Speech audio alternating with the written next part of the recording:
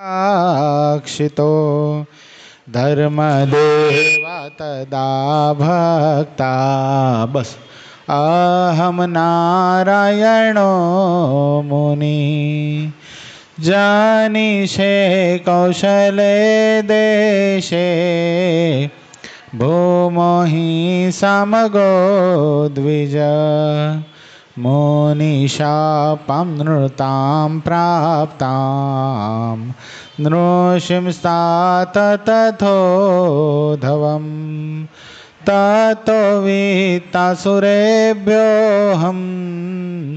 सद्धर्मं स्थापयन्नज सद्धर्मं स्थापयन्नज। ओम अवतारिणे श्री स्वामीनारायणाय नमो नमः। श्री हरिकृष्णाय श्री घनश्यामाय श्री सहजानंद स्वामीने नमो नमः। આપણા મંદિરમાં પ્રગટ બિરાજી આપણને સૌ કોઈને પોતાનું દર્શનનું સુખ આપતા એવા આપણા સૌ કોઈના ઈષ્ટદેવ પ્રાણ પ્યારા મહાશ્રેય મૂર્તિ સંકલ્પ સિદ્ધ શ્રી સ્વામિનારાયણ ભગવાન આપણા ઉપર જેમની અપાર કરુણા રહેલી છે એવા આપણા સૌ કોઈના ગુરુશ્રી પ્રાતસ્મરણીય પરમ વંદનીય મહામુક્તરાજ પરમ પૂજ્યપાદ સદગુરુ સ્વામી નિત્ય સ્વરૂપદાસજી સ્વામી, આપણા મંદિરના મહંત સ્વામી પૂજ્યપાદ હરિચરણદાસજી સ્વામી, આપણા મંદિરના કોઠારી પૂજ્ય પાર્ષદવરી હરેશ ભગત, પૂજ્ય પરમસુખ સ્વામી, પૂજ્ય રામાનુજ સ્વામી, પૂજ્ય દિવ્ય સ્વામી, પૂજ્ય વિદહી ભગત આદિ તમામ સંતો પાર્ષદોના શ્રી ચરણોમાં માનસિક સાષ્ટાંગ દંડવત પ્રણામની સાથે વાલાવાલા તમામ ભક્તોને હૃદયપૂર્વક જય સ્વામિનારાયણ. આજે રવિ સભા ના ના બરાબર છે, ગુરુની બાજુમાં સારું છે, કરંટ જોઈએ. બહુ સરસ ગઈકાલે આપણે વાત જોઈ રહ્યા હતા. શું વાત આવતી હતી કાલે? ગોંડલ પધાર્યા છે. કોણ કોણ આવ્યું છે ગોંડલ? કોણ કોણ આવ્યું છે? કાઠી દરબારમાં મુખ્ય કોના 2 જણના નામ લીધા મહારાજે? શ્યામ ભગત બોલો. અને અને ના આવડતો ને કે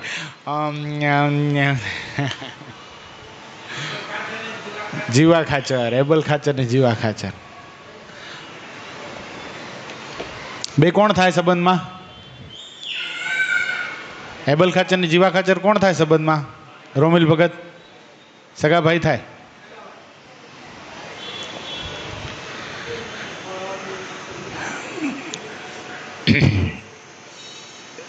એબલ ખાચર અને જીવા ખાચર એ દરબારોમાં મુખ્ય હતા. તેમના નામ લઈને બોલાવ્યા. તેઓ પુત્ર પરિવારની સાથે લઈને આવ્યા હતા. કરિયાણા, ખંભાળા, ગુંદાળા ગામના બધા સત્સંગી દરબારો તેમાં આવ્યા હતા. બોટાદ, નાગડકા, સાળંગપુર, કોટડા, કુંડળ, ઝીંઝાવદર, નસીતપુર, વાવડી, ગઢાડી આ બધાના ઉત્સાહી અનુપમ દરબારો તે સૌની સાથે હતા. કરિયાણા ગામના દરબારનું નામ શું?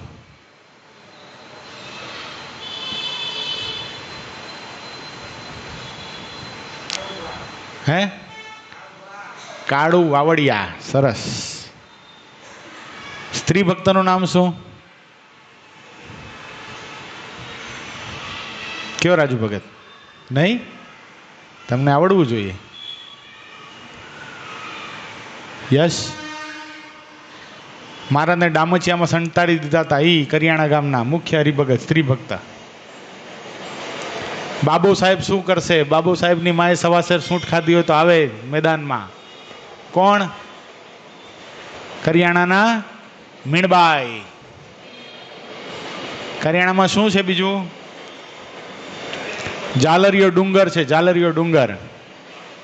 કેટલા જણા ગયા કરિયાણા? એક હિંમતદાદા ગયા હશે, બીજું કોઈ નહીં ગયો હોય. લગભગ ગઢપુરથી 35 કિલોમીટર દૂર છે. કાળુભાર નદી છે. આ કાળુ વાવડિયાએ મહારાજને પોતાના પિતૃઓનું ત્યાં તર્પણ કરાવ્યું હતું.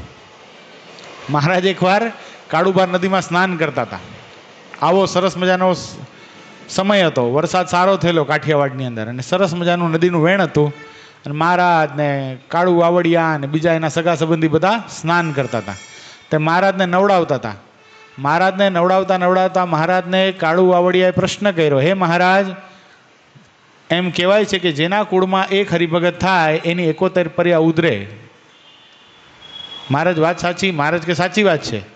મહારાજ કે તો હું હરિભગત થયો તો મારી 71 પર્યા ઉધરી જશે? મહારાજ કે એમાં તમને શંકા? કાળુ વાવડિયા કે મારે શંકા તો નથી, પણ કંઈક પ્રેક્ટિકલ બતાવો તો મજા આવે. મહારાજ કે તમારા ઘરમાં તમે તમારા ઓલા પૂર્વજોના ફણા સાચવી રાખ્યા છે? જે પાળિયાઓ હોય સાચવી રાખ્યા છે? હવે પાળિયા કોઈ દી તરે? પાળિયા પથ્થરના હોય. એ કે આ મારે આખો ઓરડો ભરેલો છે.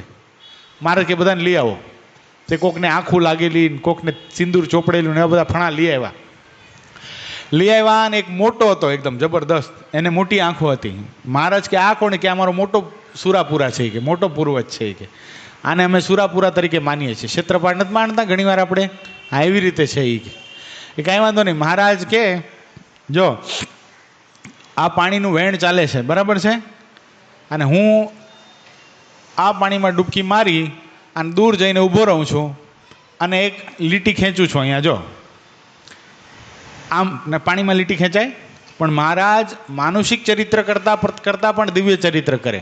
પાણીમાં મહારાજે લીટી ખેંચી અને જ્યાં કાળુ વાવડિયા ઊભા હતા ત્યાં પાછા આવ્યા. મહારાજ કે આ બધા ફણાઓને તરતા મૂકો. હવે પથ્થર તરે? તોય પણ તર્યા. અને ક્યાં સુધી? મહારાજ કે જ્યાં સુધી લીટી છે ને ત્યાં સુધી તરશે, અને પછી એનું વિસર્જન થઈ જશે. જેટલાનું વિસર્જન થાય તમારે સમજવાનું, આ બધા અમારા ધામમાં ગયા. અને મહારાજે પોતાના હાથે બધા પથ્થરોને જે પાળિયા હતા બધાને તરતા મૂક્યા આ કાળુભાર નદીની અંદર. અને જ્યાં મહારાજે લીટી ખેંચી હતી ત્યાં બધા શું થયા? ત્યાં વિસર્જિત થયા. અને પછી એવું દેખાણું કે બધા દિવ્ય દેહ ધારણ કરી અને ભગવાનના ધામમાં ગયા. આવી લીલા મહારાજે કરિયાણા ગામની અંદર કરી હતી. કરિયાણા ગામની લીલા પણ હજી બહુ સરસ છે. આ કાળુ વાવડિયાના મનમાં એમ થઈ ગયું કે પેલો ગામમાં કિમિયાવાળો આવ્યો હતો તો એ શું કરી દેતો હતો? ચાંદીનું બનાવી દેતો હતો. મહારાજ કે મહારાજ પાસે આવીને કાળુ વાવડિયા કે મહારાજ કિમિયાવાળો આવ્યો તો આવું બધું કરી દેતો હતો. તો મહારાજ તમે કંઈ કરી દો ને તો સારું, એમ તમારે સદાવ્રત આપવાનું, દાન આપવા સારું પડે. મારે કે જા તારા ઘરમાં લોઢાની જે વસ્તુ છે ને લઈ આવ. એ કાળુ વાવડિયાના મનમાં એમ થઈ ગયું કે માંગવું તો ઓછું શું કામ માંગવું? ઘરમાં કોસ હતી વજનદાર જોરદાર, કોસ લઈ આવ્યા. મહારાજ કે આ લોભીનો બાપ છે કે લાવ તારી કોસ. મારે સામી ભીતમાં ઘા કરીશ, કોસ આખી સોનાની થઈ ગઈ. ઓહ, કાળુ વાવડિયા તો ગાંડા થઈ ગયા. સોનાની કોસ હવે લઈ કેમ જાવી ઘરમાં? દિવસના અજવાળે લઈ જાય તો ખબર પડે. તો ચૂપચાપ સંતાડી બ્લેન્કેટમાં વીંટીને લઈ ગયા ઘરે. ઘરવાળાને કીધું જો મહારાજે આપણને સોનાની કોશ કરી દીધી છે. એના ઘરવાળા તો આભા બની ગયા, આટલું બધું સોનું કોઈથી જોયેલું નહીં. પણ કે આ સોનાની કોશને કરવું શું? બટકા થોડી ભરાય છે. આના કટકા કરવા પડે, આને બજારમાં વેચવી પડે, આને ઘડાવી પડે તો એના ઘરેણા થાય તો કાંઈક મહત્વનું. આના કટકા કરી કોણ દેશે? હાલો લુહાર પાસે જઈએ. પણ લુહાર પાસે દિવસના અજવાળે જઈએ તો કોઈક બાળી જાય, પણ ચોર વાંય થાય. પછી તે રાત્રિ પડી ગઈ ને, રાતના 1-1.5 વાગ્યા સુધી જાયગા બે માણસ જાયગા. અને પછી ચૂપચાપ બ્લેન્કેટમાં વીંટીને સંતાડીને લુહારના ઘરે ગયા. હવે લુહાર તો હમિયાનનો સૂઈ ગયો હોય, પછી વાળું પાણી કરીને તેને દરવાજો ખખડાવ્યો. એ જાગો કે અત્યારમાં શું છે, પણ હવે સવારના આવજો. એ કે નહીં બહુ અગત્યનું કામ છે, ડબલ મજૂરી આપીશ, ખોલો. કે શું છે? પણ શું એવી જણસ લઈ આવ્યા છો? લોઢું જ કપાવવા આવ્યા છો ને? કે હા લોઢું જ છે, પણ તું અત્યારે ખોલ. તો દરવાજો ખોલ્યો, દીવો પ્રગટાવ્યો, અને જ્યાં કોશ ઓલા બ્લેન્કેટમાંથી બહાર કાઢી, ઓહો, લુહાર તો જોઈ ગયો, આ બાપરે, આ તો સોનાની કોશ. અને મગજ ચસકી ગયું, ઊભી બજારે ચડ્યો. કાળુ વાવડિયાના ઘરે સોનાની કોશ, કાળુ વાવડિયાના ઘરે સોનાની કોશ. આખા ગામમાં રખડીને જાહેરાત કરી દીધી. ઓલા ચોર લોકો તો વાટ જ જોતા હોય. અને પછી તો કાળુ વાવડિયા તો બિચારા ઓલાને તો મગજ ચસકી ગયું હતું, કટકા તો હવે કોણ કરી દે? કાળુ વાવડિયા પાછી બ્લેન્કેટમાં વીંટીને કોશ ઘરે લઈ આવ્યા. અને ઘરના માણસને કે હવે શું કરવું? હવે આપણે બેન જાગવું પડશે. આખા ગામમાં આણે જાહેરાત કરી છે એટલે ચોર લોકો હવે આવશે. અને જ્યાં બોલતા હતા ને ત્યાં એક ચોરે ડોકું કાઢ્યું આમ બહારથી, કે જો ચોર આવી ગયા. કે બે માણસ આખી રાત જાગ્યા. ઘડીક ઓલાની અંદર આવે તો ઓલી જાગે, વળી કે સુતા નહીં, ઓલો જો ડોકું કાઢે છે. આખી રાત બે જાગ્યા. ચોર લોકોનો કાંઈ મેળ પડ્યો નહીં.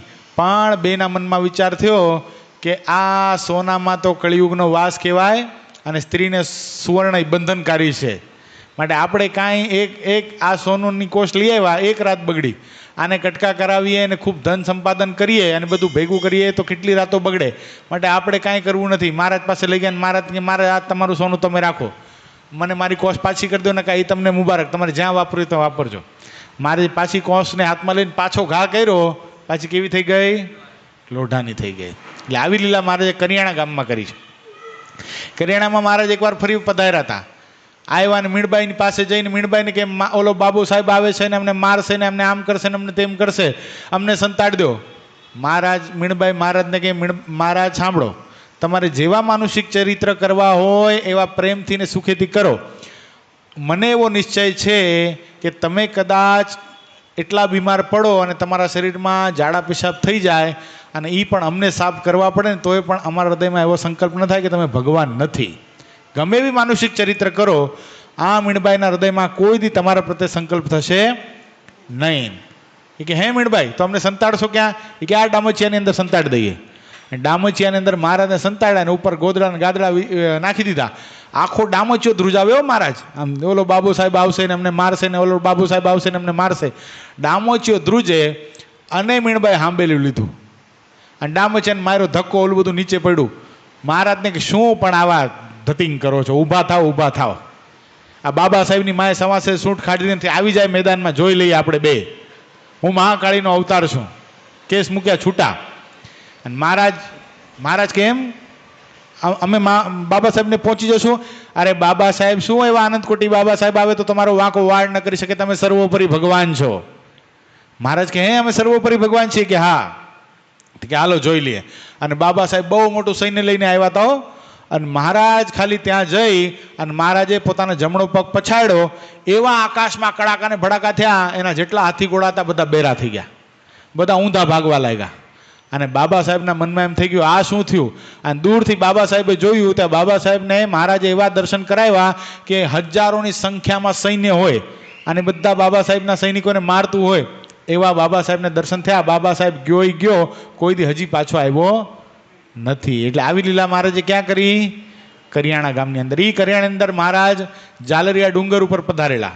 એ ડુંગર તે વખતે જાલરિયો ડુંગર કહેવાતો નહીં, પણ મહારાજ સંતો હરિભક્તો સાથે જાલરિયા ડુંગર ઉપર પધારેલા.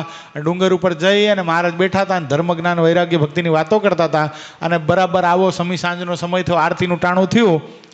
એટલે મહારાજ કે હાલો આરતી કરીએ, સ્તુતિ પ્રાર્થના કરીએ. તો સંતો કે મારે આરતી તો કરી પણ વગાડવા માટે કાંઈ નથી, કંઈક વગાડવું તો પડે કે નહીં? એમને આરતી કેમ થાય? મહારાજ કે આ પથ્થરને વગાડો, આ ડુંગરને વગાડો. ઓલા સંતો કે માર કાંઈ ડુંગર કાંઈ વાગતા હશે? અરે તમે વગાડો તો ખરા, આમાં ઝાલર જેવો અવાજ આવશે. અને સંતોએ એક નાનો પથ્થર લઈને ડુંગર ઉપર જ્યાં આમ ડુંગરનો મોટો પથ્થર હોય એના પર માર્યું, ત્યાં ઝાલર જેવો ટંગ ટંગ ટંગ ટંગ એવો અવાજ આવવા લાગ્યો. બોલો. એટલે મહારાજે પોતાનું અદ્ભુત ઐશ્વર્ય વાપર્યું. આજે પણ તમે કરિયાણા જાઓ અને નાનો પથ્થર લઈને મોટા પથ્થર ઉપર પછાડો ને તો એ ઝાલર જેવો અવાજ આજે પણ આવે છે. બોલો. આપણે દર્શન કરેલા છે, જાતે વગાડીને કરેલા છે. એટલું જ નહીં, સરદારની અંદર એ પથ્થર અત્યાર સુધી હતો, હવે ક્યાં મૂક્યો છે આ વખતે મને દેખાણો નહીં. આ વખતે હું જોવા તો ગયો, ખોપાડા તો નથી ગયા આપણે, પણ સરદારમાં તો બરાબર આપણો જે સભા મંડપ છે ને, સભા મંડપમાં આડી ખબર છે આવી આ હરિભક્તો બેઠા છે ને આડી, ત્યાં પણ છે એમ બેસવાની જગ્યા. અને ત્યાં એના ઉપર આ પથ્થર અત્યાર સુધી તો હતો. ગઈ વખતે હું ગયો તો ત્યાં સુધી હતો. આ વખતે હું સ્પેશિયલી પથ્થર વગાડવા જ ગયો હતો, પણ પથ્થર મને ક્યાંય દેખાણો નહીં. લક્ષ્મણ ભગત ઓલો કરિયાણાનો પથ્થર ક્યાં છે? ઝાલરીયો પથ્થર સરદારમાં અત્યારે ક્યાં મૂકેલો છે ખબર છે? હમણાં મેં ગઈ વખતે તો જોયો હતો, વગાડ્યો હતો. એટલે કરિયાણા ખાસ જાજો, ગઢડા જાઓ ને પોતાની ગાડી પર્સનલ કરી લે તો જાવું, બાકી એમને એમ સાહસ ન કરો, બસ નહીં જાય ત્યાં. એટલે અમે નથી લઈ જતા. બીજી વાર કહેતા નહીં બસ લઈ ગયા છે તો કરિયાણા હાલો, નહીં જઈ શકીએ, કારણ કે રસ્તા બહુ સાંકડા છે, સિંગલ પટ્ટી. સામેથી ગાડી આવે ને તો આપણે રિવર્સ લેવી પડે, એવી પરિસ્થિતિ છે. અમે ગયા હતા ઘણા વર્ષો પહેલાં, લગભગ 7-8 વર્ષ થયા કરિયાણા ગયા હતા. એને મળે નહીં કોઈ રીતે. કોઈને પૂછીએ તો કેમ જવાનું, કે રોડે રોડ જવા દો, એમ જ જવાબ આપે. આ રોડે રોડ સીધા જવા દો, પછી ડાબી બાજુ વળી જાજો એટલે કરિયાણા આવશે. એમ 3 વાર ડાબી બાજુ વળ્યા ને રોડે રોડ ગયા તોય કરિયાણા આવ્યું નહીં, પણ માંડ માંડ તો આવ્યું. એમાં એક શિબિરનો સેશન વયો ગયો, પૂર્ણ સ્વામીની કથા આવી ગઈ ને ગુરુની કથા આવી ગઈ. અમારા મનમાં એમ કે બપોરના 12 વાગે જમ્યા છીએ, નીકળશું, તે 35-36 કિલોમીટર છે તો જઈને પાછા આવતા રહીશું, પણ જઈને પાછું અવાતું નથી, રાત થઈ જાય, કારણ કે સિંગલ પટ્ટી રોડ છે અને મળવું બહુ અઘરું છે. પણ ગયા જેવું ખરું. અત્યારે આવું છે તો મહારાજના સમકાલીન સમયમાં કેવું હશે વિચાર કરવા જેવી વસ્તુ છે. હજી મીણબાઈનું ઘર હજી હાજર છે.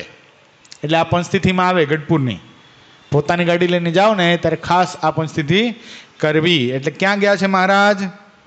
કરિયાણા. બીજું ખંભાળા. ખંભાળા ક્યાં આવ્યું? સાળંગપુરની બાજુમાં જ આવ્યું. સાળંગપુર જાઓ ને ત્યારે રસ્તામાં દેખાય, ખંભાળાનું બોર્ડ આવે છે. ગુંદાળા, ગુંદાળી નહીં, ગુંદાળા.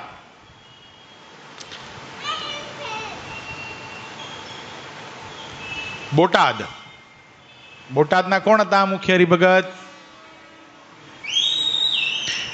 શિવલાલ શેઠ. દરબાર કોણ? હમીર ખાચર.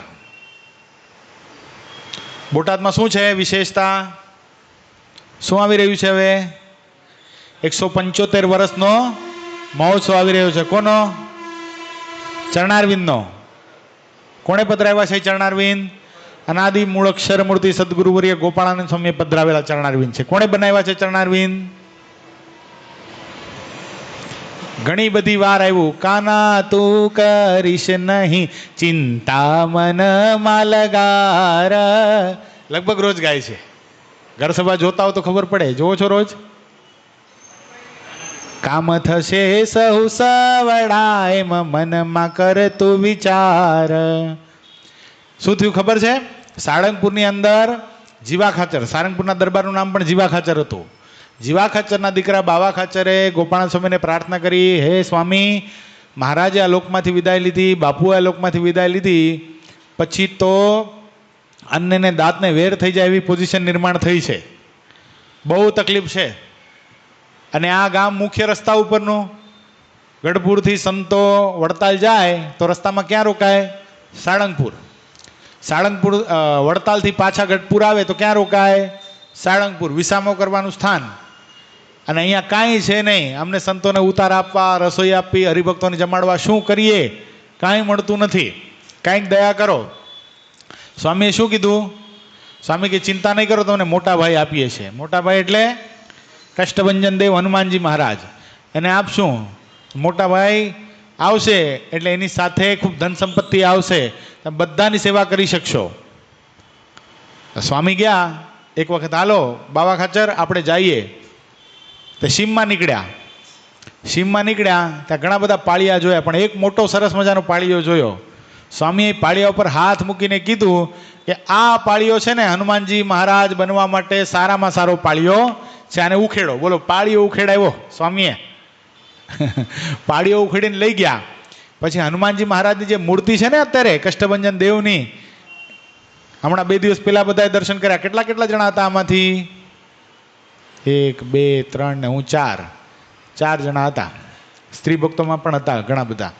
તે હનુમાનજી મહારાજ અમને વેટ કરાવ્યા હો, પણ 12 ને 5 પહોંચ્યા હતા અમે, પણ હનુમાનજી મહારાજ દર્શન ના આપ્યા. 3:30 છેક દર્શન આપ્યા. અને આ સાળંગપુરનું કાયમનું છે, અમે દોડી દોડીને પહોંચીએ અને હનુમાનજી મહારાજ પોઢી જાય. બોલો કેવું કહેવાય? તે હનુમાનજી મહારાજને પધરાવવા માટે પાળીઓ તો લઈ આવ્યા, પણ હનુમાનજી મહારાજની ડિઝાઇન કેવી રીતે બનાવી? ડ્રોઈંગ કોણ બનાવી દે? કાના કડિયા કે મને એમ બનાવતા નથી આવડતી મૂર્તિ, તમે મને સ્કેચ બનાવી દો પહેલાં. એટલે કાગળમાં વ્યવસ્થિત એનું ડ્રોઈંગ દોરી દો, પછી એના આધારે હું મૂર્તિ બનાવું. તો સ્કેચ કોણે દોરેલું છે?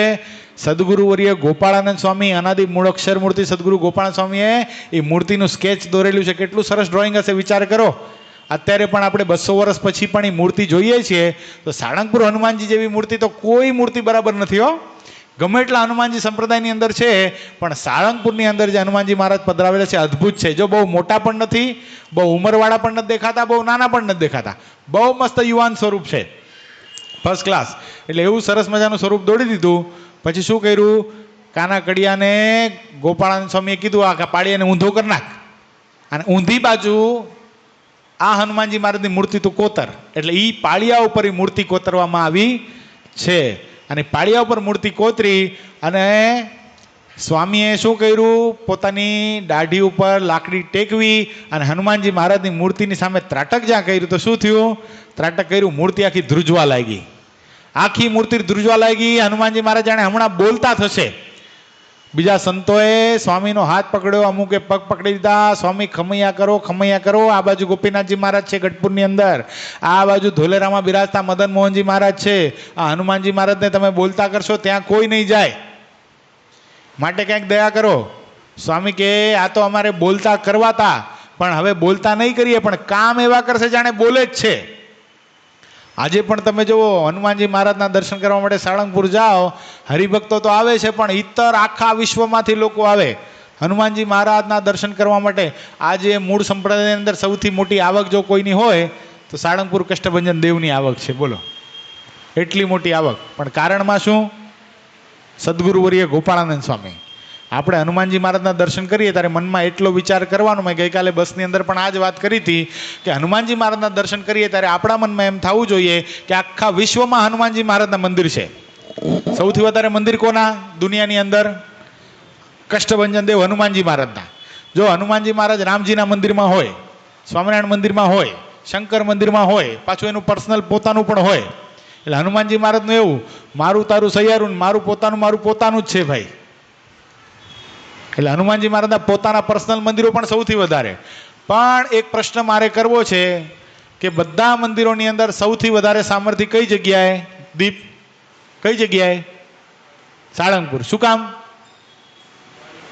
હે, શું કામ સૌથી વધારે સામર્થ્ય? શ્યામ, શું કામ? હા, ગોપાળાનંદ સ્વામીએ પોતાને એક્સ્ટ્રા સામર્થ્ય મૂકી.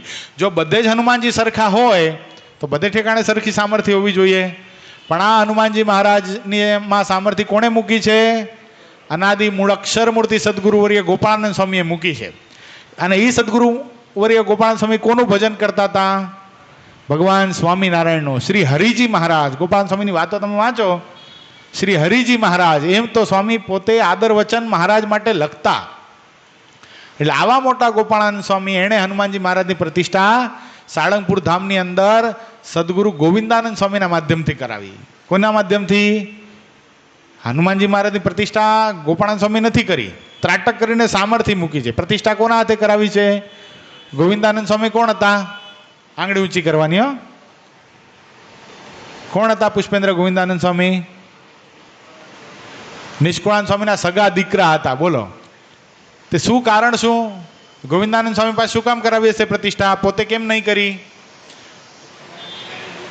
નહીં, સાધુતાની મૂર્તિ હતા એ વાત સાચી. ગોપાળાનંદ સ્વામી ખુદે લખ્યું છે કે મહારાજ કંઈક આપવું હોય તો ગોવિંદાનંદ સ્વામી જેવી સાધુતાઈ આપજો. એ વાત સાચી, પાકી તમારી. પણ એને અને હનુમાનજી મહારાજની પ્રતિષ્ઠાને કાંઈ લેવા દેવા નથી. પ્રતિષ્ઠા ગોવિંદાનંદ સ્વામી પાસે શું કામ કરાવી? બીજું કોઈ ટ્રાય મારશે? શા મારવી ટ્રાય? નહીં. બોલો, યશ ભગત. હા, બાળ બ્રહ્મચારી હતા. જ્યારે ગોપાળાનંદ સ્વામી લગ્ન કરીને આવ્યા હતા, આ લોકની રીતે હો, બાકી ગોપાળાનંદ સ્વામી ઉદ્ધવરેતા બ્રહ્મચારી છે. લૌકિક રીતે આ પૃથ્વી પર આવ્યા એટલે ગોપાળાનંદ સ્વામીએ લગ્ન પણ કરેલા અને એમને એક દીકરી પણ હતી. જ્યારે ગોવિંદાનંદ સ્વામી શું હતા? બાળ બ્રહ્મચારી, એમને લગ્ન નહોતા કરેલા. એટલે હનુમાનજી મહારાજ કોણ છે? યતિ છે. યતિ છે ને, બ્રહ્મચારી છે. એટલે ગોપાળાનંદ સ્વામીએ બ્રહ્મચારી હનુમાનજી મહારાજની પ્રતિષ્ઠા બ્રહ્મચારી જ કરે, એટલા માટે ગોવિંદાનંદ સ્વામી પાસે હનુમાનજી મહારાજની પ્રતિષ્ઠા કરાવી છે. એટલે આ જ્યારે ગોપાળાનંદ સ્વામીએ પધરાવ્યા હનુમાનજી મહારાજ અને વિશ્વ વિખ્યાત થઈ ગયા હનુમાનજી મહારાજ થોડાક સમયની અંદર, એટલે બોટાદના હરિભક્તોએ પછી સ્વામીને પ્રાર્થના કરી કે સ્વામી, સાળંગપુર તો બહુ ધમધમતું થઈ ગયું, હરિભક્તો તો આવે છે, બિન હરિભક્તો આવે છે, લાખોની સંખ્યામાં ત્યારે આવતા, આજે પણ આવે છે. પણ બોટાદમાં મહારાજ 57 ફેરી પધારેલા. કેટલા? 57, 57 વાર પધારેલા છે. અને મહામુક્તરાજ ભગવાન સ્વામિનારાયણના એકાંતિક ભક્તરાજ દાદા ખાચરનું જન્મસ્થાન કયું? તો કે બોટાદ. શિવલાલ શેઠનું જન્મસ્થાન કયું? તો કે બોટાદ. તો આવું મોટું સ્થાન, આવું મહાન પ્રસાદીભૂત સ્થાન, તો એને કંઈક મહિમા પ્રાપ્ત થાય એવું કંઈક સ્વામી કરો. તો સ્વામીએ શું કર્યું?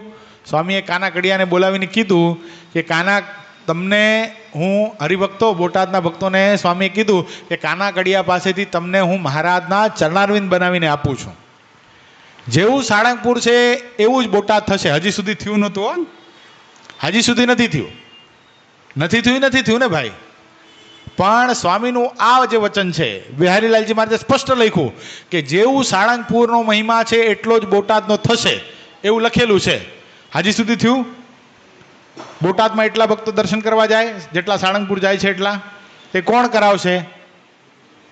આપણને મળેલા આ સદગુરુને આ લાભ પ્રાપ્ત થવાનો છે. અત્યાર સુધી નહોતી ખબર કોઈને, પણ હવે ઘર સભાના માધ્યમથી ખબર પડવા માંડી કે સદગુરુવર્ય ગોપાળન સ્વામી આપેલા ચરણારવિંદ એટલા જ પ્રતાપી છે જેટલા સાળંગપુરમાં પધરાવેલા હનુમાનજી મહારાજ છે. અને પાછું શું થયું? ચરણારવિંદ બનાવ્યા તો ખરા, પણ ઉત્સાહમાં ને ઉત્સાહમાં સ્વામીનો અતિશય મહિમા હતો. કોને?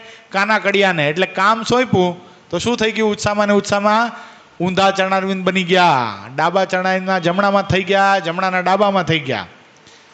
લઈ તો આવ્યા, પણ જોયું તો મનમાં વિચાર થયો, આહા આ શું થઈ ગયું? ચરણારવિંદ ઊંધા બની ગયા. એટલે પછી ગોપાળાનંદ સ્વામીએ કીધું છે શું? કાના તું કરીશ નહીં ચિંતા મનમાં લગાર, કામ થશે સૌ સવડા તું મનમાં કરજે વિચાર. ભલે ચરણારવિંદ કદાચ ઊંધા ચિત્રાણા છે, પણ આની કોઈ માનતા માનશે, આની કોઈ પ્રદક્ષિણા કરશે તો શું થશે? એના બધા કામ સવડા થશે. અમે હમણાં બોટાદ ગયા હતા 2 દી પહેલા, દર્શન કર્યા, પણ ચરણારવિંદ આખો સભા મંડપ રિનોવેશનની અંદર છે, તાળપત્રીથી ઢાંકી દેવામાં આવ્યો છે. હમણાં સરદારમાં જે ગુરુ પૂર્ણિમા મહોત્સવ થયો એમાં જે સુકા મેવાના યજમાન હતા ને નિકુંજભાઈ નાકરાણી, એ આખા ચરણારવિંદ સોનાથી મઢી દેવાના છે. હિંમત ભગત ધનજીભાઈના દીકરા, આખા ચરણારવિંદ સોનાથી મઢી દેવાના છે. અને 175 વર્ષનો બહુ મોટો મહોત્સવ, જેવો મહુવામાં થયો, જેવો સરદારમાં થયો, એટલો મોટો જબરદસ્ત મહોત્સવ તારીખ 25 ડિસેમ્બરથી 31 ડિસેમ્બર 2025 આ જ વર્ષની અંદર થવાનો છે. એટલે અત્યારથી પ્લાન કરી રાખજો, આપણે બધાય જવાનું છે. કાંઈ ટેન્શન લેતા નહીં. મહુવા કેટલા આવ્યા હતા આમાંથી? ઉતારાની કાંઈ તકલીફ પડી હતી તમને કોઈને? સાચું કહેજો. નથી પડી ને? આમાંય નહીં પડે. ઉતારાની નહીં પડે ને જમવાની નહીં પડે. 200 વીઘાના વિશાળ ફલક ઉપર બોટાદનો 175 વર્ષનો ચરણારવિંદનો મહોત્સવ ઉજવવાનો છે. અને વક્તા પણ પૂજ્યપાદ ગુરુશ્રી છે. બહુ જબરદસ્ત કામ ચાલી રહ્યું છે મંદિરની અંદર અત્યારે. એટલે બધા ભક્તો આ જેવો મહુવાનો મહોત્સવ થયો ને એવો જબરદસ્ત ઉત્સવ બોટાદની અંદર પણ થવાનો છે. એટલે ખાસ લાભ લેવાય. વેકેશન પીરિયડ છે, છોકરાઓ કોલેજની અંદર સ્કૂલની અંદર તો ખાસ રજા હશે, ક્રિસમસ વેકેશન હશે. 25 થી 31 એટલે 25 ડિસેમ્બરથી સ્કૂલો બંધ થઈ જાય. ગમેની સ્કૂલ હોય એ 2 તારીખે જ ખુલે. એટલે 25 થી 31 પરફેક્ટ રજાનો સમય પૂજ્યપાદ ગુરુશ્રીએ. અને ધનુર્માસ એટલે લગ્ન પ્રસંગ તો કાંઈ હોય જ નહીં, માંગલિક પ્રસંગ પણ ન હોય, એટલે આપણે બધા લાભ લઈ શકીએ એમ છીએ. એટલે બોટાદમાં ખાસ આ મહોત્સવને લાભ લેવા માટે જજો. 175 વર્ષનો આ ચરણારવિંદનો મહોત્સવ ઉજવાશે. એટલે જે બિહારીલાલજી મહારાજે હરિલામૃતની અંદર લખ્યું છે કે ગોપાળન સ્વામીના આશીર્વાદ છે કે જેવું સાળંગપુર ધમધમતું છે એવું બોટાદ થશે, એ થઈ જશે. આપણને મળેલા ગુરુ એને ભગવાન સ્વામિનારાયણ કેટલો બધો જશ અપાવવાને છે એની કોઈ સીમા નથી. તમે જોઈ શકો છો, જ્યારે સંપ્રદાય અંદર બહુ જબરદસ્ત દેશકાળ આવ્યો, સ્વામિનારાયણ ભગવાન છે કે કેમ એમ જ્યારે પરોક્ષના લોકો કહેવા લાગ્યા, ત્યારે જબરદસ્ત રીતે મયા કૃષ્ણના નિહતા સ્કંદ પુરાણના વાસુદેવ મહાત્મામાંથી કાઢીને કોણ લાવ્યું અને વિશ્વના ફલક ઉપર કોણે મૂક્યું? પૂજ્યપાદ ગુરુશ્રીએ. અનાદિ મૂળક્ષર મૂર્તિ સદગુરુ ગોપાલ સ્વામી મહાસમર્થ સંત થઈ ગયા. એણે ભગવાનનો ભક્ત આદિવ્યાધિને ઉપાધિમાં આવી જાય અને એની નિષ્ઠા ન ડગે, એ ભગવાન સ્વામિનારાયણ પ્રત્યે પતિવ્રતાની ટેક રાખી શકે એટલા માટે બહુ જબરદસ્ત બીજ મંત્ર આપેલો છે. ભગવાન સ્વામિનારાયણનો અગાધ મહિમા ગાતો એ બીજ મંત્ર એને ઉજાગર કરવાનો અને સરદારમાં બીજ મંત્ર પીઠ સ્થાપવાનો લાભ કોને આપ્યો? ભગવાન સ્વામિનારાયણે પૂજ્યપાદ ગુરુશ્રીને. ચરણારવિંદ જે પધરાવેલા હતા, બરાબર છે, વર્ષોથી પધરાવેલા હતા, કોઈને ખબર પણ નહોતી. એ ઘર સભાના માધ્યમથી આટલી બધી એની જાગૃતિ અને ઉજાગરતા કોણે કરી? પૂજ્યપાદ ગુરુશ્રીએ.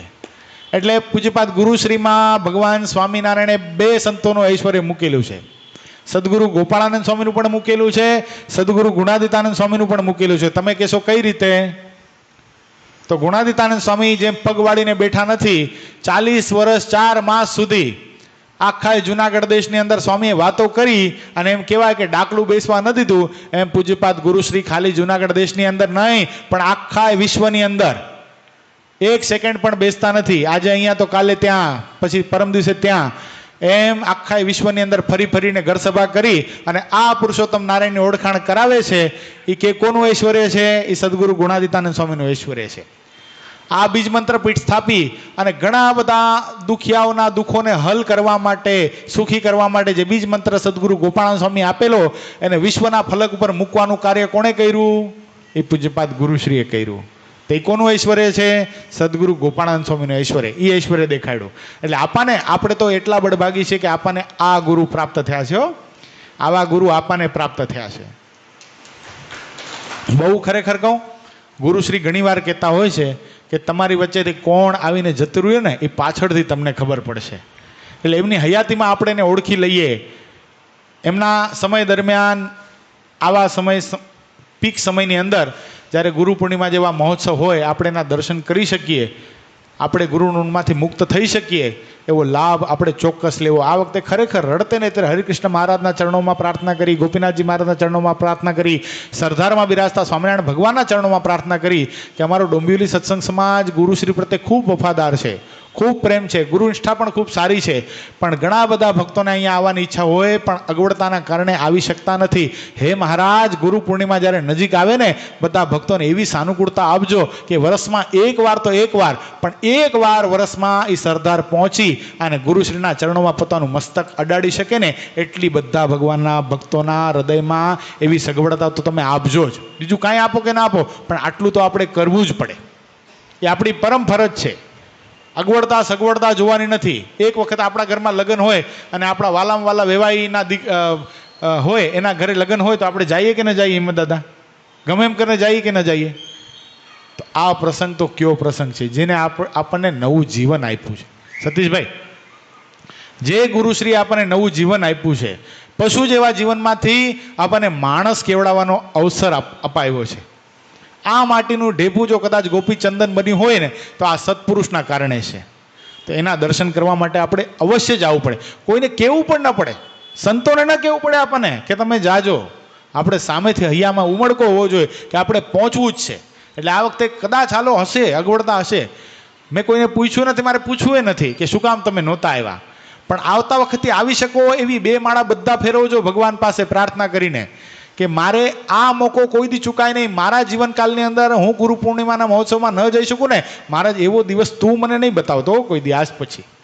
બીજું કાંઈ આપીશ કે ન આપે, પણ મારા ગુરુ સુધી મારા અંતરના પુષ્પો હું પહોંચાડી શકું. મારું આ પાપરૂપ મસ્તક મારા ગુરુચરણમાં મૂકીને આ મસ્તકને હું પાવન કરી શકું ને, એટલી મારા ઉપર કૃપા દ્રષ્ટિ હે ભગવાન તું ચોક્કસ કરજે. આવું તો ભગવાન પાસે ચોક્કસ માંગવું.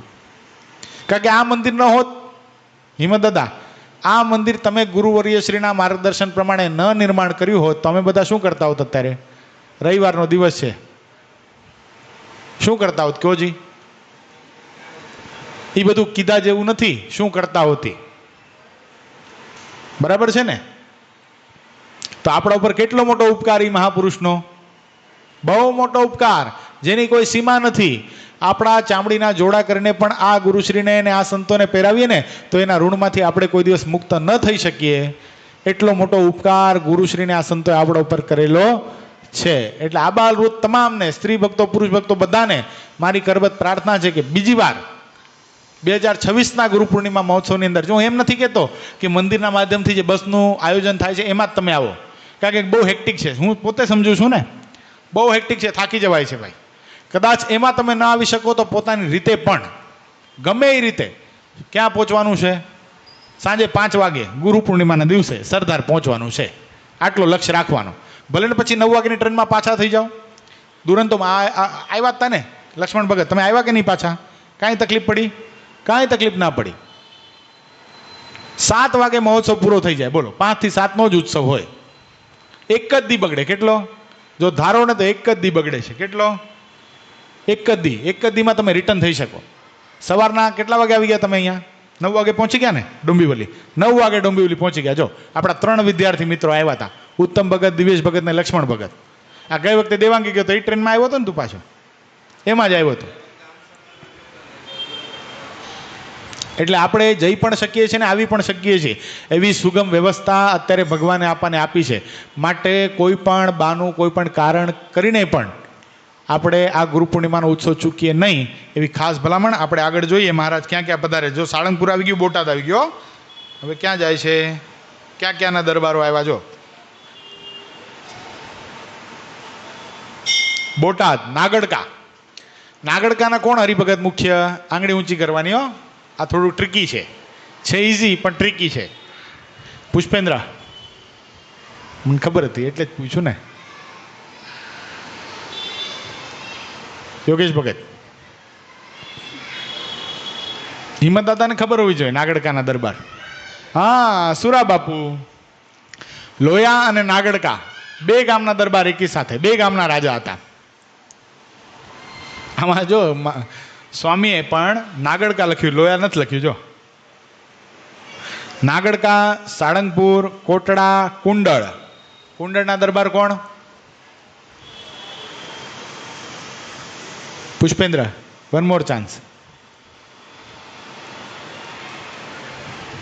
બોલો યોગેશ ભગત. અમરા પટગીર, હાથિયા પટગર, અમરા પટગર. રાજમાતાનું નામ શું? એના નામથી કુંડળ પ્રસિદ્ધ છે. કુંડળના રાજમાતા કોણ? બહુ જબરદસ્ત સ્ત્રી ભક્ત થઈ ગયા. હા, એ તો બરાબર જ છે ને. એ કે હાથિયા પટકરના મમ્મી. જબરો ઉત્તર આપ્યો ને બુદ્ધિભાઈ પ્રિય. હાથિયા પટકરના મમ્મી 100% સ્વીકાર્ય. પણ નામ શું હતું? બહુ જબરદસ્ત સ્ત્રી ભક્ત હતા, ત્રિકાળદર્શી હતા. ભગવાન સ્વામિનારાયણ છપૈયામાં પ્રગટ થયા ને ત્યારે આ સ્ત્રી ભક્તએ અહીંયા પેંડા વેચ્યા હતા. બોલો, અખંડ ભગવાનને દેખતા. જેવા લખુચારણ હતા એવા જ આ હતા. પુષ્પેન્દ્ર, બોલો. નહીં ખબર? હા, રાયબામાં. ઓલામાં જોઈ લી, ગૂગલ છે ને અત્યારે તો. નહીં? અચ્છા, ઓકે. તમારે કોપી મારી સામે કરવાની. આમ રાયબા કુંડળના જબરદસ્ત, મેં કીધું ને એવી ત્રિકાળદર્શી સ્ત્રી, મહાન સતી નારી. કોના સાસુ હતા હવે તો કયો? એમના દીકરા રે એવા જ મહાન સ્ત્રી ભક્તના લગ્ન થયા હતા. બોલો દેવાંગ ભગત. હા, જીવબાના લગ્ન થયા હતા. જીવબાના લગ્ન થયા અને જીવબા તો મહાન સતી નારી. એબલ ખાચરે બહુ પરાણે લગ્ન કરાવ્યા, પણ લગ્નની પહેલી રાત્રે જીવબાનું જ્યાં ઘૂંઘટ ઉગાડવા માટે રાયબાના દીકરા ગયા, નાગણ રૂપે દર્શન આપ્યા. નાગણ રૂપે આમ ફેણ મારતી ઊભી થઈ. સ્પર્શ કરે તો તને અત્યારે ડંસ મારી દઉં, એવા બ્રહ્મચર્ય વેદતા જીવબા હતા. એટલે દોડતો ગયો, રાયબાનો દીકરો એની પાસે પગ પકડી લીધા પોતાની માના, કે માં આ તો કોઈ મહાન સતી નારી છે, કોઈ કારણિક અવતાર છે, આનો સ્પર્શ ન કરાય, આની તો પૂજા કરાય માં. અને તે વખતે રાયબા તો બધું જાણતા હતા. રાયબાએ કીધું, બેટા તું જો એને જવા દેવા માટે તૈયાર હો ને તો હું સમજાવી અને એબલ બાપુને કહીશ કે આ જે દીકરી છે એ અક્ષરધામની મહામુક્ત છે, એ ભગવાન ભજવા માટે જ એનો અવતાર આ પૃથ્વી પર થયો છે, માટે એને સુખેથી ભગવાન ભજવા દો. આ તો રાધા અને લક્ષ્મી સમાન છે, આનો સ્પર્શ ન કરાય, આની તો પૂજા થાય. એટલે રાયબાએ પછી જીવબા પાસે જઈ એના માથા ઉપર હાથ મૂકીને કીધું, બેટા તારે શું કરવું છે બોલ. એ કે મારે તો આજીવન બ્રહ્મચર્ય પાળવી અને ભગવાન સ્વામિનારાયણને રાજી કરવા છે. મેં તો મનમાં ભગવાન સ્વામિનારાયણને પોતાના પતિ ધારી લીધા છે. હવે અન્ય પુરુષ તો મારા માટે એક હાડ પિંજરનું ખોખું છે, અન્ય કાંઈ જ નથી. અને રાયબાએ પછી એબલ બાપુને પત્ર લખ્યો કે આ તો તમારી દીકરી અક્ષરધામની મહામુક્ત છે, આ કોઈ કારણિક અવતાર છે, માટે આને અમારા ઘરે નહીં, હું ભેટ સંપત્તિ સોગાદની સાથે પાછી મોકલું છું ને પ્રેમથી મોકલું છું, કોઈ ફરિયાદની સાથે નથી મોકલતી. આને સ્વીકારજો અને તમારા ઘરે રાખીને સુખેથી ભગવાનનું ભજન કરવા દો. આને ભગવાનનું સાનિધ્ય જોઈએ છે, બીજું કાંઈ નથી જોઈતું. પછી તો જીવબાએ સાંખ્યોગ સ્વીકાર્યો. એટલે ભગવાનના ભક્તને સમજી શકે એવી લાગણી રાયબા પાસે હતી. એટલે 18 પરમહંસો થયા હતા ને, 18 પરમહંસો. ત્યારે આમના દીકરા હાથિયા પડગર પણ ગયા હતા. હાથિયા પડગર ગયા પણ અંતકરણ ધ્રુજવા લાગ્યું. સાધુ થઈ જવાનું, કાયમ મેળવીને ખાવાનું, રોટલીનો સ્વાદ રોટલી રૂપે નહીં આવે ને શાકનો શાક રૂપે નહીં આવે. કોઈથી નહીં, કોઈથી મમ્મીને મમ્મી નહીં કહેવાનું, શ્યામ માને માં નહીં કહેવાનું, કોઈથી ઘરે નહીં જવાનું, કોઈથી ફોન પણ નહીં કરવાનો. 9:30 થાય ત્યાં ઘરેથી ફોન આવે મમ્મીનો તોય ઉપાડવાનું નહીં. આવું કરી નાખવાનું. હાથિયા પડગરનું હૃદય આમ દબાવવા માંડ્યું. શું થયું? પાછા આવ્યા અને આ તો દરબારોના ઘરે ખબર છે તલવાર ટીંગાતી હોય, દિવાલે તલવાર કાઢી હાથિયાના ગળા ઉપર મૂકી. ધિકાર છે તને, તું મારી કુખે ક્યાં જન્મ્યો? આના કરતા તો પાણો પાયકો તો સારું હતું. ભગવાન સ્વામિનારાયણના સાધુ થવાનો તને અલગ લાભ પ્રાપ્ત થયો તો તું પાછો આવ્યો. તું મને તારું મોઢું દેખાડીશ નહીં ને મને તારી માં પણ કહીશ નહીં. આવા હતા. અને પછી એક વખત ખોખરા મહેમદાદના યુદ્ધમાં હાથીઓ મરાણું, હાથિયા પડગર શહીદ થયા. અને ઘોડા ઉપર, એની ઘોડી બહુ ચતુર હતી, ઘોડા ઉપર હાથિયાનું શરીર, પાર્થિવ શરીર લઈ અને કુંડળ જ્યાં પહોંચી નહીં ઘોડી, ત્યારે આ રાયબા માએ એ ઘોડીની આરતી કરી, ઘોડીને વધાવી. અને એટલું જ નહીં, પોતાના દીકરા વીરગતિને પ્રાપ્ત થયા હતા ને ભગવાનને, ભગવાનના સંતોની રક્ષા કરવા માટે આખા ગામમાં ખોબે ને ખોબે સાકર વેચી. આવી તો સતી નારી હતી, બોલો રાયબામાં. આપણે રસ્તામાં કુંડળ આવ્યું હતું, પણ મારે એવો પ્રયત્ન હતો, જો સાળંગપુર આપણે 12 વાગ્યા પહેલાં દર્શન કરી લેત ને અને બધા જમી લેત ને તો આપણે બપોર કુંડળમાં કરવાની હતી. પણ હવે ભગવાનની ઈચ્છા એમ થાય. કેટલી ચિઠ્ઠીઓ આવે આ બધી વંચાય તો હારું. અહીંયા જ રાખું. એટલે કુંડળ લઈ ન શક્યા, પણ કુંડળ એક વખત જવા જેવું સ્થાન છે, બહુ સરસ. અત્યારે પૂજ્ય જ્ઞાનજીવનદાસ સ્વામીએ એ કુંડળ ધામની બહુ અદ્ભુત વિકાસ પણ કર્યો છે. ત્યાં બહુ સરસ દરબાર પણ બનાવેલો છે, દરબારગઢ પણ બનાવેલો છે. કુંડળેશ્વર મહાદેવ બહુ સરસ પધરાવેલા છે.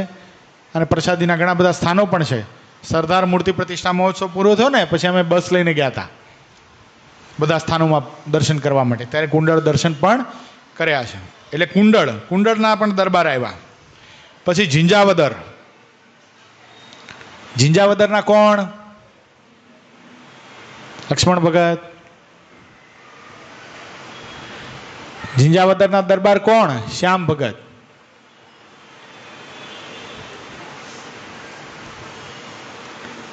બીજા કોઈને નહીં ખબર? કયો? યોગેશ ભગત, અલૈયા બાપુ, અલૈયા ખાચર, દૂજો સહજાનંદભાઈ. એની વાત આમ ભેજામાં ન બેસે, પણ ભગવાન સ્વામિનારાયણે બધાને પાત્ર દઈને આપ્યા હોય ને આ પૃથ્વી ઉપર આવવા માટે. બાકી એનું કાર્ય એવું ગજબનું.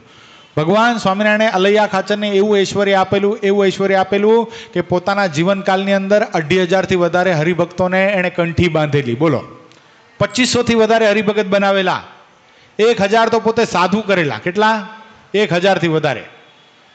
આજુબાજુના ગામડામાં પોતે સત્સંગ કરાવવા માટે જાય. મહારાજ એવું ઐશ્વર્ય આપેલું, બીજો સહજાનંદ લાગે ભાઈ. પોતે પાગ પહેરે, સરસ મજાના જરિયાની વસ્ત્રો પહેરે, ઘોડા ઉપર બેસે, એમ લાગે કે સ્વયં સાક્ષાત શ્રીજી મહારાજ બિરાજમાન છે, એવા જબરદસ્ત. પણ ભગવાન સ્વામિનારાયણ એક વખત ભવ્ય મોટી સભા કરીને દાદા ખાચરના દરબારમાં બિરાજમાન હતા. મહારાજ બધાને પૂછતા હતા કે દાદા ખાચર તમે કોનો સમાગમ કરો છો? અરે મહારાજ મુક્તાનંદ સ્વામીનો સમાગમ કરું છું. તમે સત્સંગમાં પાર ઉતરી ગયા. ગોરધન શેઠ તમે કોનો સમાગમ કરો છો? અરે હું તો સોરઠનો છું, હું તો ગુણાદિતાનંદ સ્વામીનો સમાગમ કરું છું. તમે પાર ઉતરી ગયા. પર્વતભાઈ તમે કોનો સમાગમ કરો છો? હું બ્રહ્માનંદ સ્વામીનો સમાગમ કરું છું. તમે પાર ઉતરી ગયા.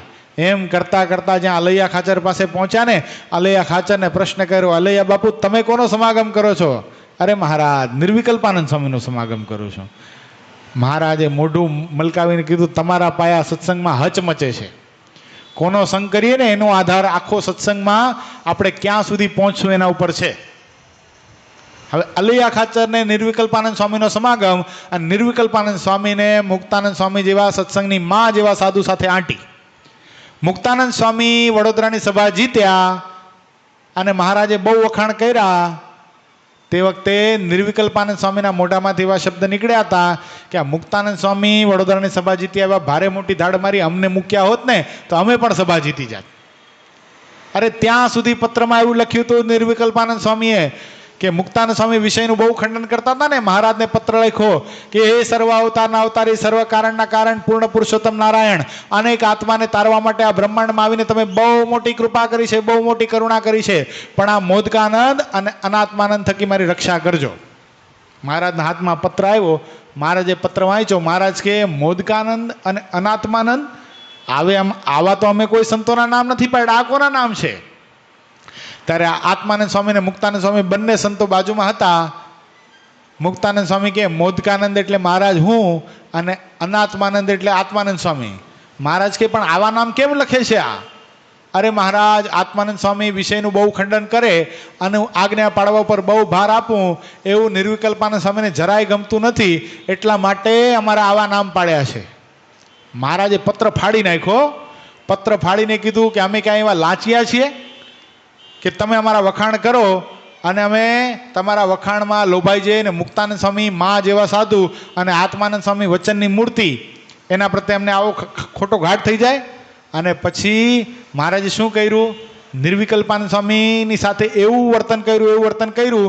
નિર્વિકલ્પાનંદ સ્વામી પ્રકાંડ પંડિત હતા, પ્રકાંડ વિદ્વાન. આ સંપ્રદાયમાં ત્રણનો જોટો જડે એમ નહોતો. એક સદગુરુવર્ય ગોપાળાનંદ સ્વામી પ્રકાંડ વિદ્વાન, જેણે ગીતાજી ઉપર ભાષ્ય લખ્યું, એવા મહાન વિદ્વાન હતા. બીજા કોણ? સદગુરુ નિત્યાનંદ સ્વામી, બૃહસ્પતિની ઉપમા આપી શકાય એવા મહાન વિદ્વાન. અને ત્રીજા કોણ? નિર્વિકલ્પાનંદ સ્વામી, વિદ્વતાના બેતાજ બાદશાહ. એનું સ્થાન પડતું, સ્થાન સ્વામી કદાચ સભામાં હાજર ન હોય તો સ્થાન ખાલી રહે, પણ એ સ્થાન ઉપર બીજા સાધુથી બેસાય નહીં, એટલી તો હાક વાગતી સ્વામીની. પણ મહારાજને આ વાત ગમી નહોતી, એટલે મહારાજે શું કર્યું? સભા પ્રારંભ થઈ, નિર્વિકલ્પાનંદ સ્વામીનું સ્થાન ખાલી હતું. મહારાજે ચાઈ કરીને પૂછ્યું કે આ સ્થાન સભામાં ખાલી કેમ છે? બીજા સંતોએ કીધું આ તો નિર્વિકલ્પાનંદ સ્વામીનું સ્થાન છે. મહારાજ કે સ્થાન કોઈ ભેગું થોડી ઘરેથી લઈને આવ્યું છે, સ્થાનના આપનાર અમે છીએ, બે જાઓ ગમે ત્યાં બે જશે સત્સંગનો ખપ હશે તો. એટલે સ્થાન ભરાઈ ગયું અને નિર્વિકલ્પાનંદ સ્વામી આવ્યા અને પાછળ આંટા મારે, મારું સ્થાન ખાલી નહીં. મહારાજ કે માનની મૂર્તિ કોઈ જોઈ છે? મૂર્તિમાન માન કોઈ જોયું છે? જોયું શ્યામ ભગત? તમે જોયું? નથી જોયું? મહારાજ કે આ જે નિર્વિકલ્પાનંદ સ્વામી આટા મારે છે ને એ મૂર્તિમાન માનનું સ્વરૂપ છે. અને આટલું કીધું મહારાજે અને ખોટું લાગી ગયું અને સભામાંથી ગયા તો ગયા, પણ બોલતા બોલતા ગયા કે આની પાછળ લુખા ગોળા ખાઈ ખાઈને મરી ગયા, કેટલા માર ખાધા, પણ આને ક્યાં આપણી કદર છે? મહારાજ નિર્વિકલ્પાનંદ સ્વામીને કે નિર્વિકલ્પાનંદ સ્વામી અમને કેવા જાણો છો? અરે મહારાજ, તમને સર્વોપરી ભગવાન જાણીએ છીએ. તો હવે શું કરશો? કે હવે રાજા રજવાડાઓને રીઝવશું, પણ અહીંયા તો નહીં રહેવાય. સત્સંગ છોડીને ગયા. એટલા માટે મહારાજે કીધું શું? અલૈયા ખાચરને શું કીધું? કે તમારો પાયો સત્સંગમાં હચમચે છે. હવે જેવો સમાગમ કરતા હોય એવા ગુણ તો આવે. નિર્વિકલ્પાનંદ સ્વામી માનની મૂર્તિ, એટલે અલૈયા બાપુના જીવનની અંદર પણ થોડું ઘણું માન તો આવે કે ના આવે? થોડુંક ટીપું તો પડે કે ના પડે? અને સરસ મજાનું દૂધ હોય, પણ એક ટીપું જો છાશ પડી જાય તો શું થાય? બધું મેરોણ પડી ગયું કે નહીં? દહીં બની જાય, પછી રહી શકે નહીં. દૂધની જેમ ન રહી શકે. એટલે અલૈયા બાપુ આવા હતા. પણ મહારાજે પરીક્ષા કરી. મહારાજે એક વખત પ્રશ્ન કર્યો મુક્તાનંદ સ્વામીને કે આ સત્સંગની અંદર સ્વામી લક્ષાવધિ હરિભક્તો છે, પણ પહેલો નંબર કોને અપાય? અરે મહારાજ, પહેલો નંબર તો પર્વતભાઈને અપાય. પર્વતભાઈને પહેલો નંબર કઈ રીતે? અરે મહારાજ, માનસી પૂજા કરે અને માનસી પૂજામાં દહીં ઢોળાઈ જાય, જાગ્રતમાં દેખાય, આવી સ્થિતિ તો પર્વત બાપાની. મહારાજ કે બરાબર, રાઈટ, હાલો ફર્સ્ટ નંબર પર્વતભાઈનો. બીજો નંબર કોને આપશું? બીજો નંબર ગોરધન શેઠને માંગરોળના. એ કઈ રીતે? મહારાજ કે અરે મહારાજ, સાકર ને મીઠું સરખું થઈ ગયું, આપણે ખાઈ શકીએ? ખડી સાકર જેવું ખડી સાકર આપે અને વડાગરું મીઠું ખડી સાકર જેવું દેખાતું હોય નહીં, પણ ખાઈ શકીએ? એ ખાઈ ગયા બોલો આખી થાળી ભરને ગોરધન શેઠ. બધા પ્રસંગોમાં જશું તો બહુ મોડું થઈ જશે, એટલે એમાં નથી જવું આપણે. પણ બીજો નંબર ગોરધન શેઠને આપ્યો. ત્રીજો નંબર કોને અપાય? દાદા ખાચરને. બધું સર્વ સમર્પણ કરી દીધું. મહારાજ કે ગરડું મારું ને હું ગરડાનો, એ કેદી નહીં મટવાનો. બધું આપી દીધું. મહારાજ કે ત્રીજો નંબર દાદા ખાચરનો બરાબર છે. અને ત્રીજો નંબર, પહેલો નંબર જ્યાં બોલ્યા ને, અલે બાપુ મૂછો આમ સરખી કરતા હતા, હમણાં મારું નામ આવશે, મુક્તાન સ્વામી હમણાં મારું નામ લેશે. પહેલો નંબર ના આવ્યો.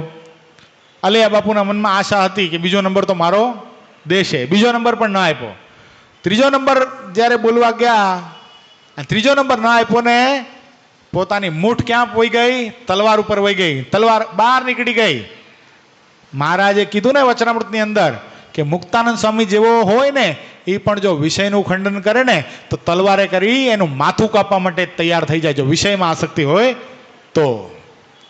તલવાર કાઢી લીધી.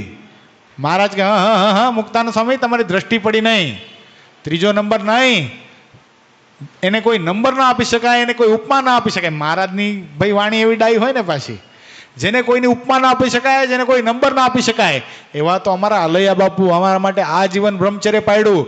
અરે અમને રાજી કરવા માટે સંતોની જેમ ગામડે ગામડે ફર્યા, અમને રાજી કરવા માટે કેટલા દ્વેષીલા લોકોના માર ખાધા.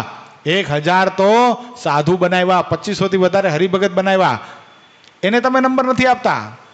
તમે ઉંમર થઈ ગઈ ને સ્વામી એટલે તમને દ્રષ્ટિ ન પડી, બાકી નંબર કરતાંય પણ સૌથી અધિક કોણ છે? અલૈયા ખાચર. પછી તલવાર ક્યાં ગઈ? પાછી મયાન થઈ ગઈ. નકા તો મુક્તાન સ્વામી ગયા હતા દીદી.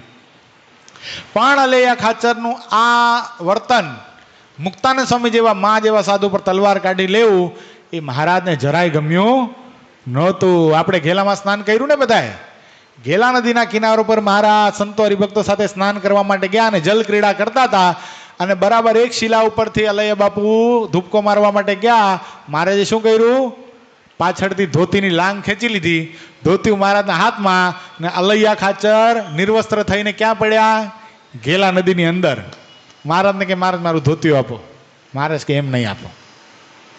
મહારાજ ધોતિયું આપી દો, આવું તમને શોભા ન આપે, તમે સર્વોપરી ભગવાન છો, આપી દો મારું ધોતિયું. મહારાજ કેમ ધોતિયું તને નહીં મળે અલૈયા? તો મહારાજને કે તો શું કરું? એમને એમ નિર્વસ્ત્ર થઈ બહાર નીકળ અને મુક્તાનંદ સ્વામીને બધાની વચ્ચે માફી માંગ. માફ કરી દો મુક્તાનંદ સ્વામી, મેં તમારો ભયંકર અપરાધ કર્યો છે, ભયંકર દ્રોહ કર્યો છે. મહારાજને કે મહારાજ પેલા ધોતિયું આપો પછી બહાર આવું, મને શરમ થાય છે, આવી રીતે થોડી બહાર અવાય. મહારાજ કે નગ્ન તો તું ત્યારે જ થઈ ગયો હતો જ્યારે મુક્તાનંદ સ્વામી જેવા મા જેવા સાધુ પર તલવાર ઉગામી હતી. ધિકાર છે તને અલૈયા, તારે મને તો ત્યારે જ તને કાઢી મૂકવો હતો. તારા જેવા વ્યક્તિની આ સત્સંગમાં કોઈ જરૂરત નથી. તને જો સત્સંગમાં રહેવાની ગરજ હોય તો નિર્વસ્ત્ર થઈને બહાર નીકળ અને મુક્તાનંદ સ્વામીને 7 દંડવત કર, તને માફી આપી દઉં. શું કર્યું હશે અલૈયા ખાચરે? આ બાજુ નીકળ્યા કે ઘેલાના સામે કાંઠે નીકળી અને ઝીંઝાવદર જતા રહ્યા. પાંદડાના ઓલા વસ્ત્રો બનાવી પહેરી અને ઝીંઝાવદર જતા રહ્યા, પણ પાછા આવ્યા નહીં. કેટલા વર્ષો સુધી ના આવ્યા? 11 વર્ષના વાણા વ્યતીત થઈ ગયા તોય ના આવ્યા. વિચાર કરો, મુક્તાનંદ સ્વામી સ્વયં ગયા ઝીંઝાવદર. મુક્તાનંદ સ્વામી સ્વયં ગયા ઝીંઝાવદર. અલૈયા ખાચરને મનાવ્યાને કીધું બાપુ જે થયું એ, પણ હવે ભગવાન સ્વામિનારાયણ પૃથ્વી ઉપર રહેવાના નથી, ટૂંક સમયની અંદર પોતાની માનુષિક લીલા સંકેલશે, માટે આવીને તું એના દર્શન કરી જા. મહારાજે બરાબર આ પોઝ યાદ કરો, જો આ જ પોઝ અક્ષરોડીની અંદર આવી જ રીતે મહારાજ પોઢ્યા છે. અને ઝીંઝાવદરથી અલૈયા ખાચર આવ્યા. અક્ષરોડીમાં મહારાજ પોઢ્યા છે પહેલા માળ ઉપર, અને ઝીંઝાવદરના અલૈયા ખાચર આવ્યા. એક પગ અક્ષરોડીની અંદર અને એક પગ બહાર. મહારાજ આવી રીતે પોઢ્યા હતા. મહારાજે શું કર્યું? પોતાના મોઢા ઉપર ચાદર ઓઢી લીધી. અલૈયા બાપુ પાછા વળી ગયા. બોલો કેવી માનની મૂર્તિ! વિચાર કરો, માનમાંથી કેવો સ્વાદ આવતો હશે માણસને. પાછા વળી ગયા એટલું જ નહીં, ફરીવાર ન આવ્યા. મહારાજે આ લોકમાંથી વિદાય લીધી તોય ન આવ્યા. ફરીવાર મુક્તાનંદ સ્વામી ગયા, સમજાવ્યા કે અલૈયા બાપુ ત્યારે તમારે પાછા જવાની જરૂર નહોતી, મહારાજના પગ પકડી લેવાની જરૂર હતી. અને એમ કહેવાય, સંપ્રદાયનો ઇતિહાસ એમ બોલે કે જ્યાં સુધી અલૈયા ખાચર આ પૃથ્વી ઉપર રહ્યા ત્યાં સુધી એક એવો દિવસ નહોતો જે દિવસે પોક મૂકીને મહારાજને યાદ કરીને રોયા ન હોય. મુક્તાનંદ સ્વામીના પગ પકડીને ખૂબ રોયા અને કીધું કે સ્વામી, મેં કોની સાથે માન રાખ્યું? કોની સાથે? આ બ્રહ્માંડમાં જે પુરુષોત્તમ નારાયણને ઓળખાવા માટે મેં આખી જિંદગી ખર્ચી નાખી, આખી જિંદગી બ્રહ્મચર્યનું પાલન કર્યું, એ પુરુષોત્તમ નારાયણની સાથે મેં માન રાખ્યું. ધિકાર છે, મને ધિકાર છે. ખૂબ રોયા. મુક્તાનંદ સ્વામી ધીરજ આપી કે અલૈયા બાપુ, તમે અક્ષરધામના મહામુક્ત છો, પણ મહારાજે તમને એક પાત્ર લઈને આ પૃથ્વી ઉપર મોકલ્યા હતા. સમજ્યા જેવી વાત છે હો. અલૈયા ખાચર પ્રત્યે આપણે પણ કુભાવ ન થઈ જાય, એટલે આ વાત સમજવી બહુ અગત્યની છે. અલૈયા ખાચર માનની મૂર્તિ નહોતા. શું હતા? એને આવું પાત્ર આપવામાં આવ્યું હતું. આપણે નાટક બનાવીએ અથવા તો પિક્ચર બનાવીએ, એમાં કોકને વિલનનો રોલ આપીએ છીએ ને. ઓલો શું નામ, ભાર્ગવ, એ કાંઈ થોડી વિલન હતો બિચારો, પણ આપણે એને નાનાવટી શેઠ બનાવ્યો હતો કે નહીં. એવી રીતે મહારાજ પણ જ્યારે આ બ્રહ્માંડમાં આવે છે ત્યારે જેને જેવું પાત્ર એને પોતે ગ્રહણ કરવું પડતું હોય છે. મલૈયા બાપુ પણ એવા મહાન અક્ષરધામના મુક્ત હતા. હજી ઘણા બધા ચરિત્રો છે, પણ અત્યારે શું ચાલુ છે? કેવો ઉત્સવ ચાલુ છે? હિંડોળા મહોત્સવ ચાલુ છે. હિંડોળા લખાવ્યા, કેટલા જણાએ લખાવ્યા? આંગળી ઊંચી કરો તો. એટલે બોલો, ગજબનું છે હો. આપણે ત્યાં તો હરેશ ભગત પકડીને બોલાવીને લખાવે નહીં ત્યાં સુધી આપણે કોઈ લખવું નહીં. એવું નહીં કરવાનું. આપણો ઉત્સવ છે, આપણું મંદિર છે, આપણા મહારાજ છે, અને આપણે હિંડોળામાં ભગવાનને ઝુલાવાના છે. એટલે પોતાની શક્તિ પ્રમાણે 500 રૂપિયા, 1000 રૂપિયા, જે 1100 રૂપિયા હિંડોળાના એક દિવસના મુખ્ય યજમાનના છે. 500 રૂપિયા સહ યજમાનના છે. હિંડોળાના જે યજમાન હશે એને એ દિવસે હિંડોળાની આરતી કરવાનો, સંધ્યા આરતીમાં લાભ પ્રાપ્ત થશે. એટલે ખાસ ભક્તજનો હિંડોળાના યજમાન થાજો. આપણે ભગવાનને ઝુલાવા એક વર્ષમાં એક વખત હિંડોળાનો ઉત્સવ આવે એટલે એમાં બધા જ ભક્તોએ લાભ લેવાનો હોય છે. અને શું શું જાહેરાત છે કરી દઉં હો. 1 મિનિટ, ઘણી બધી ચિઠ્ઠીઓ આવી.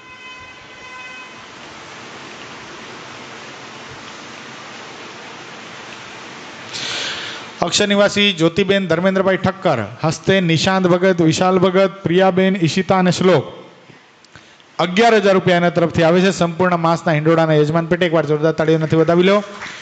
નુગેન્દ્ર ફોસ્ફેટ હસ્તે અમિતભાઈ લાખાણી, હસ્તે સિદ્ધાર્થ કુમાર અમિતભાઈ લાખાણી, એના તરફથી પણ 11,000 રૂપિયા હિંડોળાના આખા માસના યજમાન પેટે આવે છે. આ ખાલી છે. શું વાંચું આમાં?